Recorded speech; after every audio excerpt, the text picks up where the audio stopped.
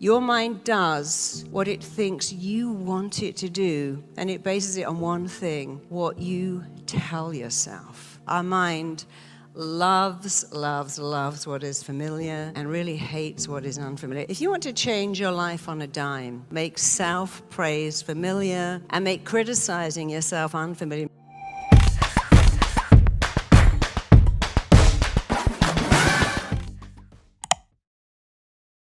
Who knows how to dialogue with their mind for maximum success? If you know, put your hand up. Who knows how to properly manifest to get whatever you want? Anyone know? This is good because I love an audience that I can teach from scratch. Who knows how to powerfully build their self-esteem? Good, I'm glad you know. Who knows the job of your parents? What is it?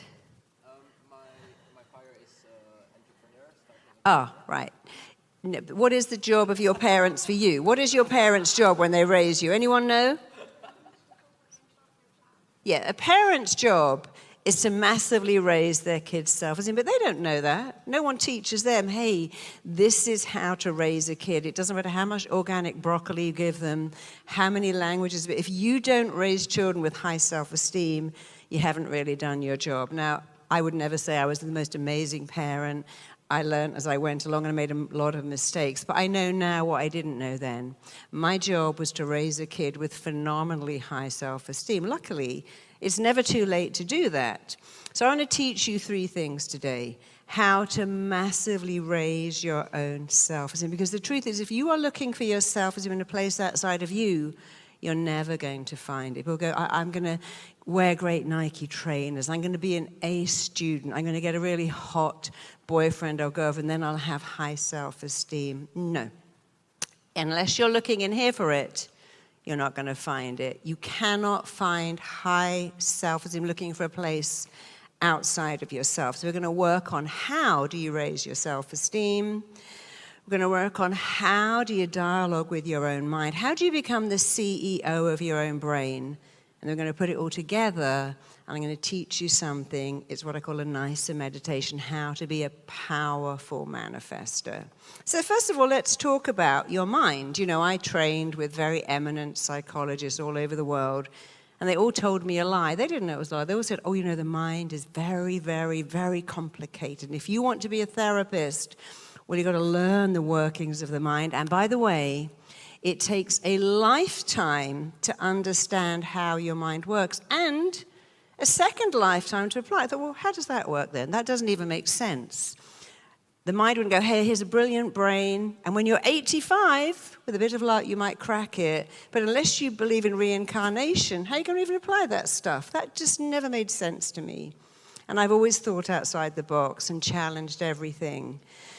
So then I began to study, well, how does the mind work? Is it really complex? Does it really take a lifetime to understand? No, it doesn't. You can actually understand the workings of your mind probably in 5 minutes. And I'll tell you what they are in 5 minutes. And the most important one to understand is the first one. Your mind does what it thinks you want it to do, and it bases it on one thing: what you tell yourself. I don't want to fail my exams. I don't want to mess up in front of this hot person that I'm attracted to. I don't want to speak and go, and look like an idiot. And what you're telling your mind is, I don't want to do that. And your mind's job, which is a really interesting job, is to make your thoughts real. If you know from the time you were 2, and I'm working a lot now, I've got my RTT in schools because I want people to understand. Your mind's job is to make your thoughts real. Your thoughts aren't even thoughts, they are blueprints. Every thought you think, your mind, your body, and your psyche work to make real. So here's a question. If your mind's job is to make your thoughts real, what's your job? What do you think your job is? Great job, by the way. What is it? Think better thoughts. I mean, imagine if we taught kids that at 5. Your mind's job is making your thoughts real, and your job is think better thoughts. Because every day your mind makes your thoughts real. So when you understand the workings of your mind, point one is your mind does what it thinks you want. And if you go, I don't want to be rejected, I don't want to be dumped, I don't want to fail, I don't want to get it wrong. I didn't want to go to school on Wednesday and take that exam. Your mind goes, okay, I'm tuning in. Don't want to go to school on Wednesday. Why don't I give you a raging headache, chronic diarrhea? I don't really care. I just understand to give you what you want. And you've got to be very careful. This is the genie. Your wish is its command. Be careful what you wish for. If you start saying things like, oh, I'm not good at attention, or I want attention, I want lots and lots of attention, that sounds like a good thought, doesn't it? Let's imagine I wake up and I'm thinking, I want attention, I want so much attention. The genie is tuning into what I want, attention. But I could have explosive gas, going to get lots of attention. For that, I could go out and start shoplifting. I could start acting in a really weird way because I didn't tell my mind I want positive attention for being smart or kind or interesting. So the mind is not logical. It just tunes into what you think. And when you think better thoughts, you change your life. But in a minute, I'll show you how to do it. But understand, you only need to know 3 things about your mind to have it always on your side. Does what it thinks you want, and it bases it on what you tell yourself. Who's ever done this and thought, oh, God, I'm so stressed. I've got so much work and studies. I would love a few days off just lying on the sofa. Anyone ever wished for that? Anyone notice that they get the flu? Or they get sick because the mind said, well, you said you wanted some days off lying on the sofa. I've given it to you. Who's ever thought, I'm dreading this exam? One of my clients told me that when she was a kid, she had to take an exam, and she was so anxious, she actually went and put her hands on her mother's hair tongs and burnt her hand so she wouldn't have to take the exam. Another of my clients said she put her hand through a plate glass window because she was so anxious about taking an exam. But what their dialogue and what they're saying is, I don't want to do it. I can't do it. I got to get out of it. How about if I burn my hand, lacerate my hand? That's really horrifying when all you have to say to your mind is, hey, mind, I got a great memory. I'm going to ace that exam. It's going to be amazing. I'm smart. I remember everything. My mind is like Google.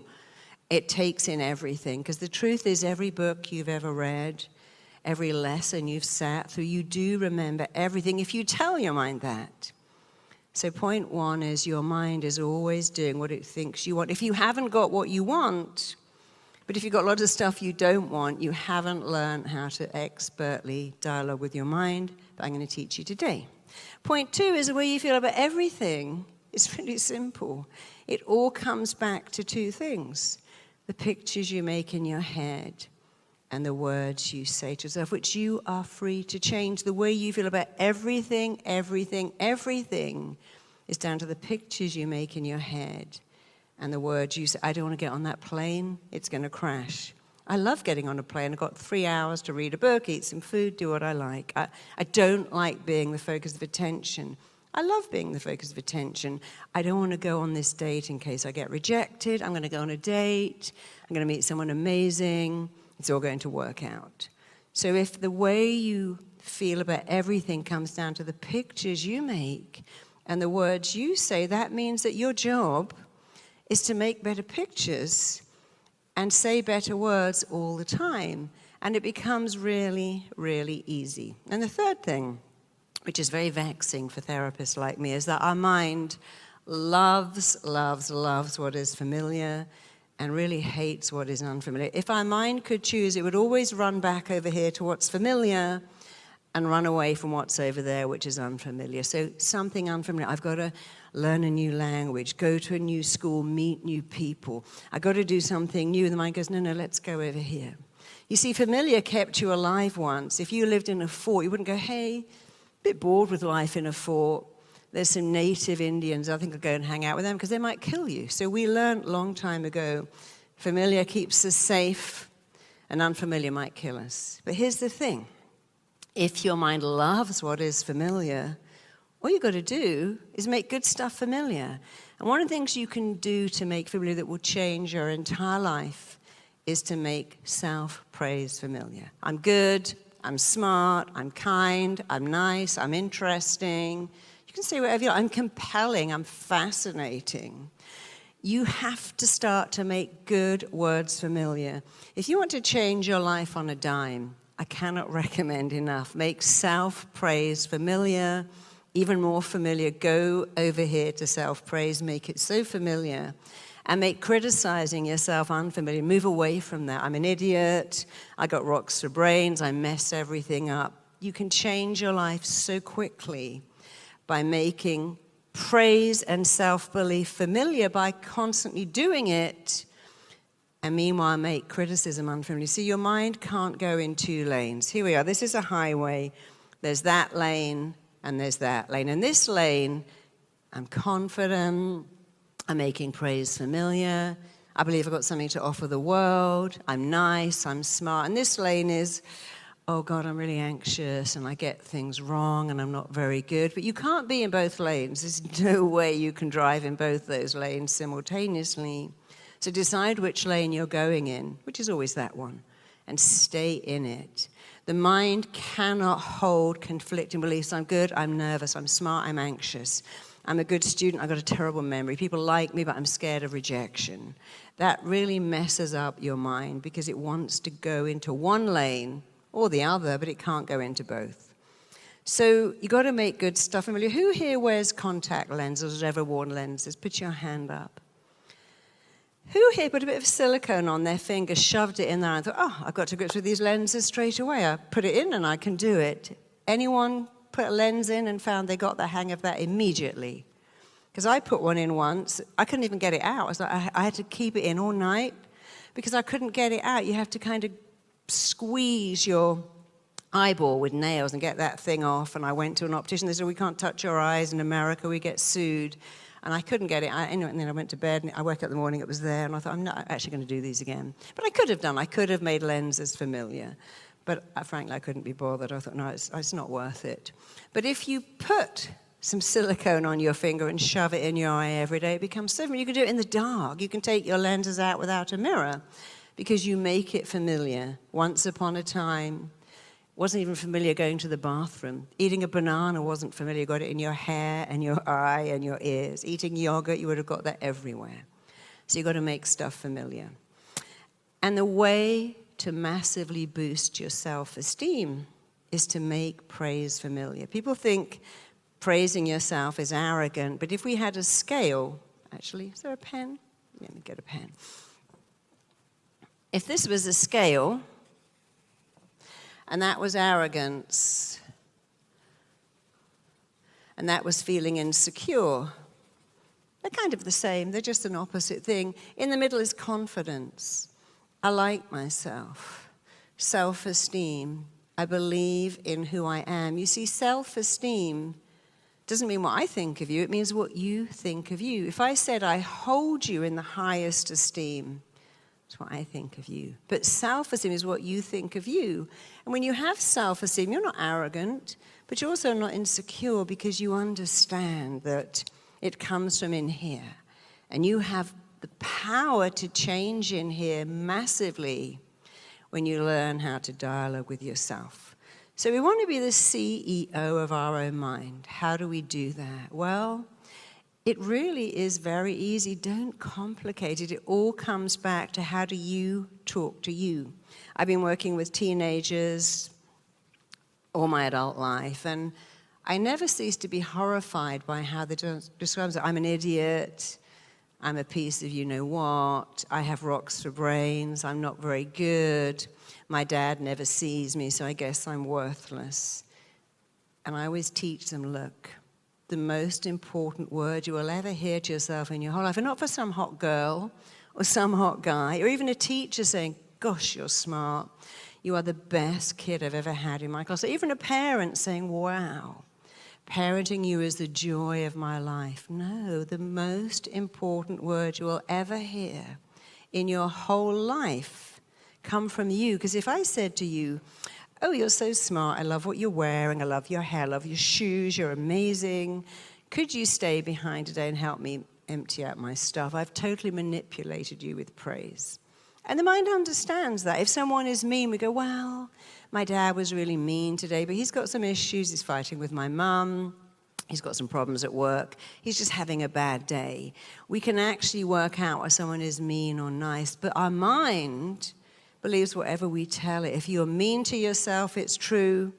And if you're good to yourself, it's true. So let me show you how your mind tunes into whatever you say and makes it real. Put your hand in front of your mouth.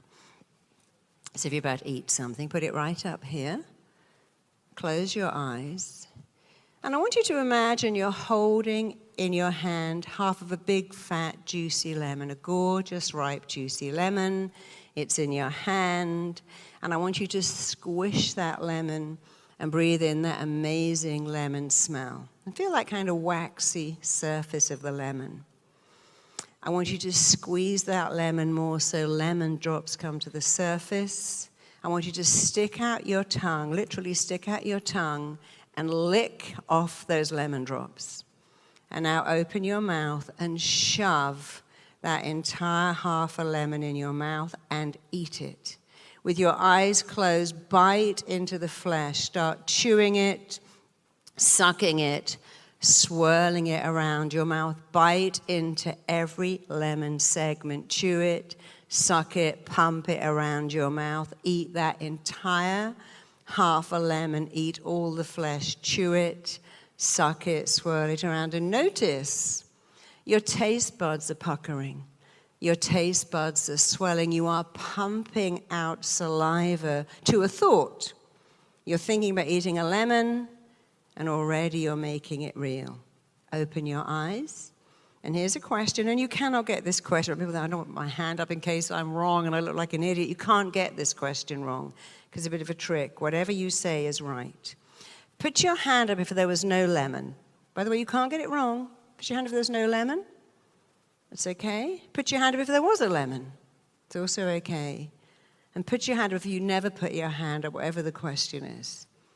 Put your hand up. Okay, so here's the answer. You're both right. There wasn't a lemon at all. There was no lemon. But there was a lemon. Where was it? Where was the lemon? In your mind. Your mind didn't go, oh, come on, there's no lemon. This is silly.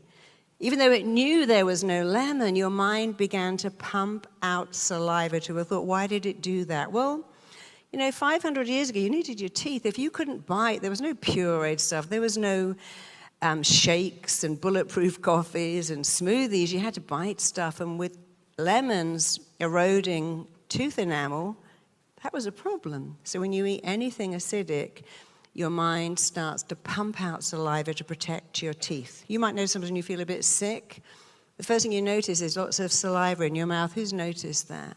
When you're going to be sick, your mind pumps out saliva to protect your teeth because your mind is working all the time to keep you alive.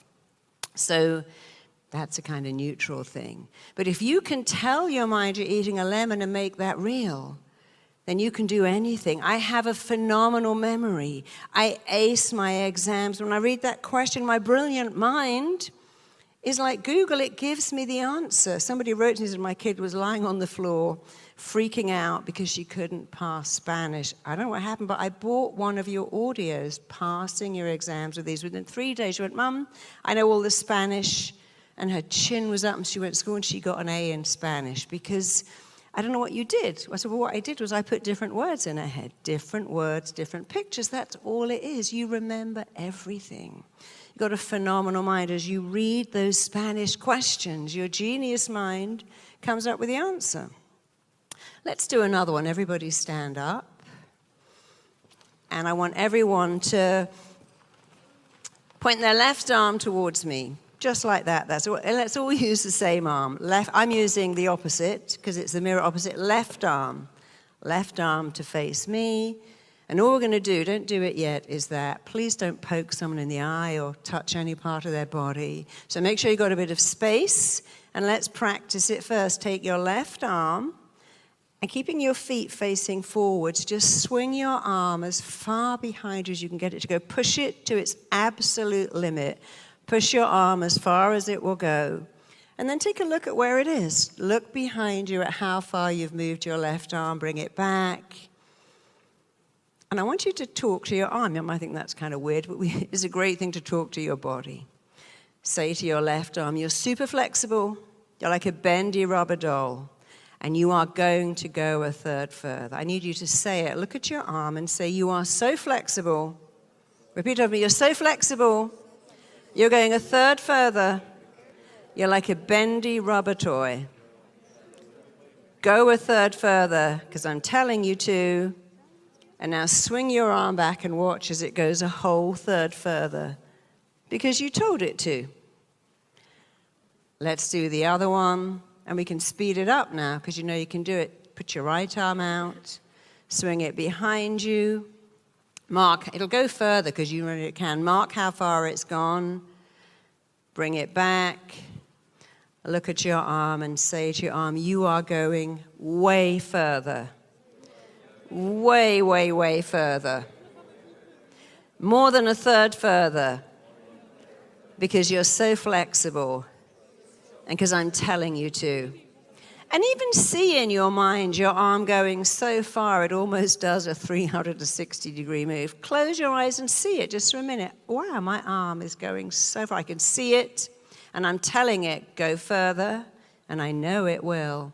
And now swing your arm back and watch as it goes way, way, way further, because you told it to. And bring it back. So what happened then? What happened is you put different pictures and words in your mind. You know, I work with a lot of athletes, and the Olympic Committee has stated many times, only athletes you can visualize will ever make it to the Olympics, because they have such an advantage over those that can't. And many times you'll see a bodybuilder lift a weight, and then they close their eyes, and they see themselves lifting a bigger weight. Someone doing yoga will stretch their leg out like that and hold it, and then close their eyes and find, wow, I can do it so much better the second time because I'm seeing it. You'll believe it when you see it. Seeing is believing. So let's just do one more. I want you to put your feet together. And just put your hands by your side. These are completely safe. They're not harmful. They're totally neutral. They're just to show you the power of your incredible genius mind. Because if you have a mind, you have a genius mind. Your mind is brilliant. And you've got to learn to tap into its brilliance and help it with better words, better thoughts. Because I promise you, it will change your entire life. So put your hands by your side. Close your eyes. Just for a minute. And I want you to imagine you've got a little magnet implanted in your chin. And in front of your chin is the biggest magnet ever, one of those huge red magnets. And it is pulling you forwards from the chin.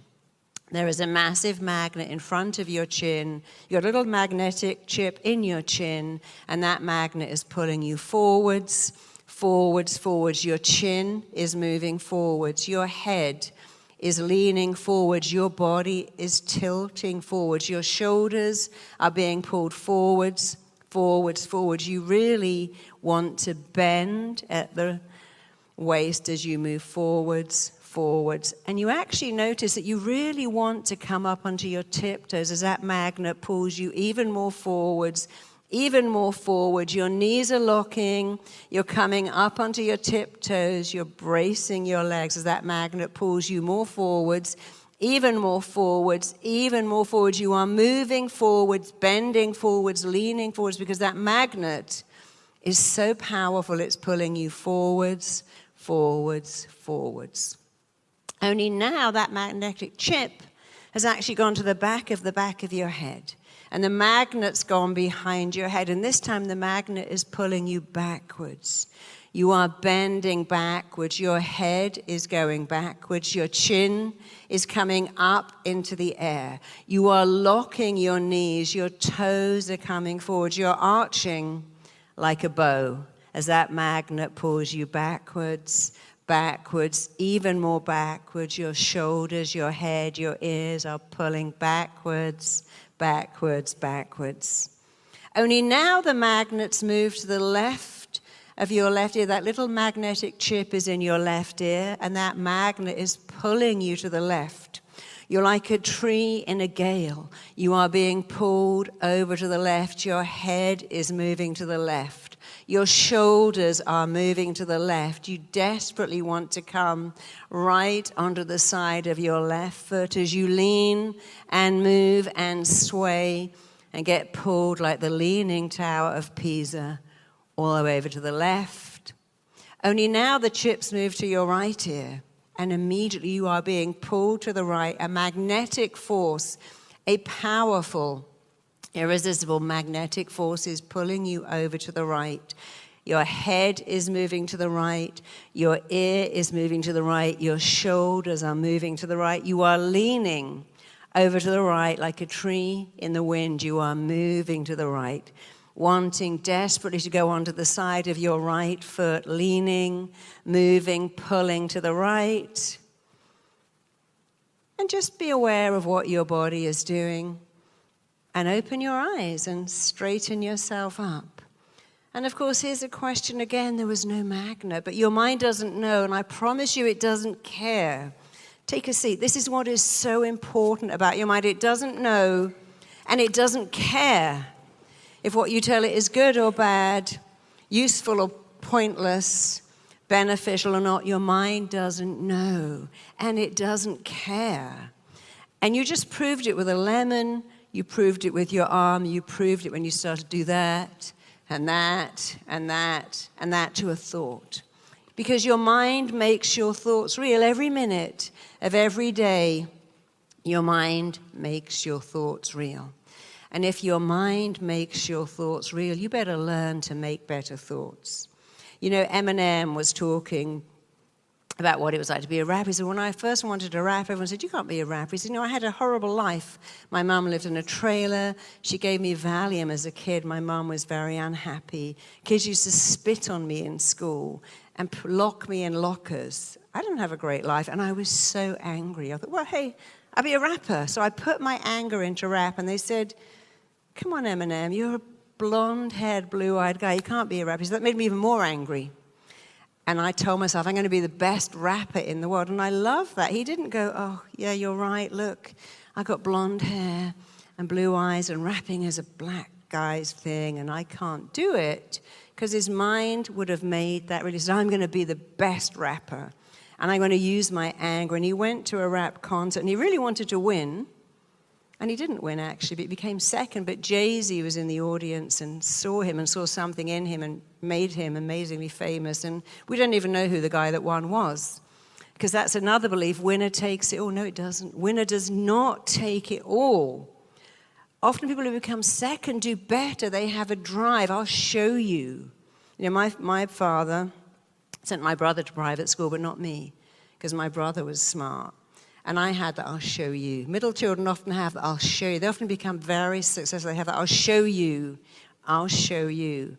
And I'm glad I didn't go to private school. I'm glad that my father paid for my brother's education, not mine. My brother would first say, I earn way, way, way, way, way more money than he will, because I had that, I'll show you. I'm going to prove it to you. And Ed Sheeran, they said, Ed, come on, you're lily white skin and red hair and glasses. You don't look like a rock star. But Eminem was the one who said, get angry. Ed Sheeran slept in bus stops. He was busking on the street when he wasn't even 16. He was sleeping in bus shelters, sleeping in parks. And Eminem said, get angry and keep going. Focus on which lane you want to be in. You're going to make it. Ed is probably one of the richest music stars in the world. So you have to look at your beliefs. Whatever you believe, you're going to make it real. And when you believe you're going to do something amazing, whatever you believe, you'll make it real. So you've got to think about your beliefs, because first you make your beliefs, and then your beliefs turn right around and make you. And then there's something called confirmation bias. I believe I'm not smart. I believe my mind isn't very quick. I believe people don't really like me. And I've made that belief, and it's definitely making me, because now I'm kind of shy, I'm insecure, and now I'm looking for proof of what I believe is true. So let's do one thing very quickly before we move on to our manifesting. This is a ladder. It's what I call the ladder of looping thoughts. So thoughts always come first. You might think feelings come first. They do not. You might think, but I'm feeling scared of a dog, but you've got to think that you're scared of a dog. Apart from the fear of falling backwards, thoughts come first. So here's a thought. And my thought is, I'm not enough. I think that thought. And after the thought comes a feeling. And after the feeling comes a behavior or an action. And then I justify it all by going back to the same thought. So let's imagine I wake up and every day I think I'm not enough. If I wake up and I think I'm not enough, what kind of feelings would I feel? I'll give you a clue. There isn't a single good one in there. Shout out some feelings you would feel if you woke up and you thought, well, I'm not enough. I'm not smart enough, not interesting enough, not cool enough. Give me some feelings you would feel if you woke up and thought that thought. Sad. More feelings. There's lots of feelings. Sad. What else? Say that. Lonely. Yeah, definitely lonely. What else? Angry. Good. What else? Anxious. Sure.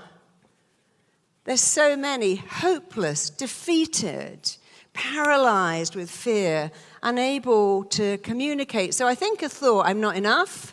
I feel feelings all negative, sad, anxious, lonely, angry, defeated. What kind of behaviors or actions might I or you take if you think that thought and you feel that feeling? List some behaviors. I wake up and think I'm not enough. I feel sad or I feel angry. How am I going to behave? Pick anything. Again, here's a clue. None of them are good. Closed up. Yeah, I don't take any risk. I'm risk averse. I stay at home. Maybe I cry. Maybe I act out. Maybe I start bullying people. Give me just a couple more behaviors that you might imagine. If you think a sad thought, feel a sad feeling. Just pick 2 more behaviors. Overeating. Yeah, I'm trying to comfort myself. You know, the loneliness, the emptiness you feel inside is always because of the needs that weren't met. And one of your needs is to believe in yourself. And if you don't have that, you feel this emptiness here, not enough. If I'm not enough, guess what I need? More. More food, more praise, more followers on my feed, more alcohol, more something. So, yeah, our behaviors are, I don't take risks, I cry, I lose my temper, I bully people, or I just sit in the house. So imagine we took out the word not. We get rid of that because that's not true. And we wake up and go, I am enough. I don't believe it, but hey, I did a lemon, I felt a magnet, I did that, so I might as well say I'm enough. And if I said it every day, because my mind doesn't know or care if it's true or false, if I said I'm enough every day, what kind of feelings am I feel waking up going, I'm enough. I'm enough. I'm going to say it, say it, say it. What kind of feelings would I feel? So here's another clue. This time they're all good. You can't say I'm enough and feel terrible. So give me some feelings you would feel if you started your day with I'm enough. You might notice I wear all these I'm enough bracelets. If you go to imenough.com, we'll give you lots of them. I have it on my mirror because I want to let that in. See, words are like balm. If my skin was very dry and I put lotion on, my mind doesn't go, is that from Prada or did you get it free on an aeroplane? Doesn't care. Balm soothes dry skin and words soothe something else. Words are nourishing. So if you use the nourishing words, I am enough, shout out some feelings you would feel. Happy? Confident? What did you say over there?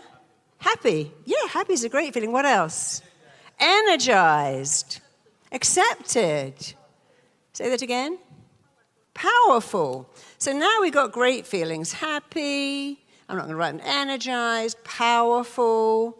So what kind of behaviors would we do? What kind of actions would we take if we think we're enough and we feel happy, powerful, loved, secure, self-trusting? What kind of things would you do? How would you behave if you thought that thought and felt the good feelings? How would you behave? Yeah, you'd work on your goals of the belief. I can achieve my goals because I'm enough. What else?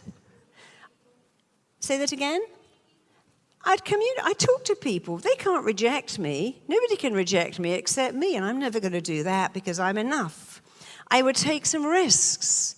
Let's have one more behavior that you would act, a way you'd behave if you know you're enough and you feel pretty good about yourself. How would you? One more behavior.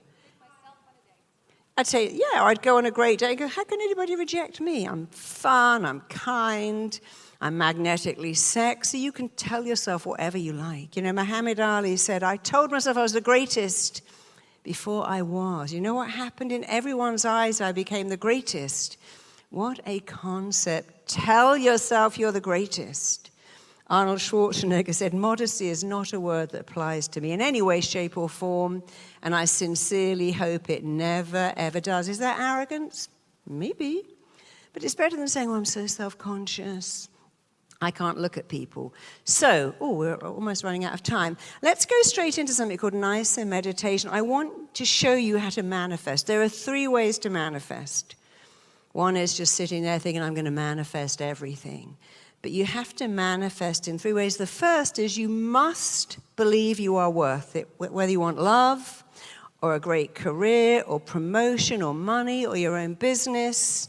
If you don't do step 1, which is believe you are worth it, you won't be good at manifesting. The second is you've got to really know what that looks like. And the third is put it into practice. And my daughter is a really cool artist. She's very successful. When she was little, I said, darling, if you want to be an artist, what does that look like? Because, well, Mummy, it looks like having all my art in galleries. But what else does it look like? And she didn't really understand. I said, no, look. Imagine you're looking at a screen. You're an artist. What does that look like? Because what it looks like is taking your art into galleries, taking a portfolio, taking your iPad, going, hey, this is my work. And I know you don't want to do that. I know you don't want to do it. But if you want to be a successful artist, you must do what you do not want to do to get to where you want to be. You have to talk about your work. I'm a successful writer. I've written 7 best-selling books. But I have to ring people up and go, hey, do you want to feature my book? I go into stores and go, oh, there's my book. Let me sign it, because they can't send back copies that are signed. And so you got to know you're worth it. That's the most important step. 80% of your success is down to having a success mindset. If you believe you're worth it, that will take you further. Belief without talent takes you further than talent without belief. We all watch reality TV. We all see people with no talent, but they have amazing self-belief. If you have belief and no talent, you probably will do better than someone with huge talent and no belief. If you have both, you can go anywhere. So believe you're worth it. Really take a look at what it looks like. Look at it again, and then you got to do the work. People say, oh, I thought I could just manifest. No, you still got to study, still got to write your program, open your business, work, because I want to manifest love. Sitting on the couch. No, you got to go out, unless you want to hook up with the app guys delivering your Amazon packages.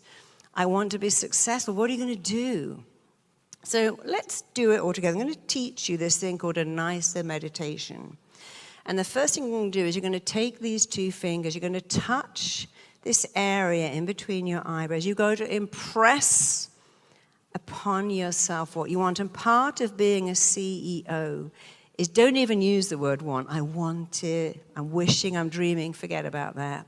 You have to say, I require it, I insist on it, and I'm giving it to myself. You see, if you think of the words, I'm wishing, hoping, dreaming, man goes, well, keep wishing and hoping and dreaming, because you probably never pull it off. You go, no, I'm doing it, I'm getting it.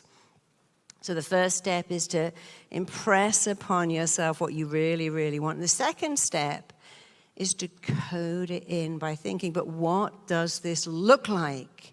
What does it look like? And what am I prepared to do to go and get it? And the final step, which is really easy, is you're going to just rock from side to side, just like that. Because you're going to erase and eradicate limiting beliefs and blocking thoughts. So let me show you very quickly, because you're going to do all this with your eyes shut. You're going to touch your 2 fingers, impress upon yourself, make a little indentation, impress, instruct, install into you what you require. And you're going to say in a powerful voice, I insist on this, I require this. I'm giving this to myself. Then you're going to open out your hands and you're going to code it in by really focusing on what does it look like, feel like, sound like. And the little voice that goes, oh, you know, you're not going to do that. Then you're going to move from side to side. It's a little movement, and I'm going to help you erase and eradicate and let go of those blocking thoughts. So let's go. Take your two fingers, uncross your legs, uncross your arms. These are very blocking behaviors. When you want something, be in an open receiving position. So hands and feet apart. Don't even cross your ankles, just because it's a closing. We want an open. So when you've got your feet and hands apart, take these two fingers, close your eyes, touch the area right in between your eyebrows. And I want you to repeat these words. I want you to think of what you really want. Think about what you really, really, really desire. What do you require for yourself? What do you want? What do you require? What do you need? What are you prepared to give yourself? And I want you to say, with unshakable confidence, what I require for myself is, say it, I need to hear it. Repeat after me, what I require for myself is, finish that sentence. I need to hear your voice. No one's listening to you, but we're all doing this. Say it. What I require for myself is confidence. What I insist on for myself is knowing, radiating that I'm enough. Repeat that. That's a good one. Repeat after me. What I require for myself is confidence. What I insist on for myself is knowing I'm enough. What I give to myself every day is the certainty that I'm enough. Make a little indentation and think of that. What do you require? What do you insist on? What are you going to give yourself? Let's do it one more time. What I require for myself is phenomenal confidence. What I insist on for myself is knowing I'm worth it. What I'm giving myself every day is the mindset of phenomenal success.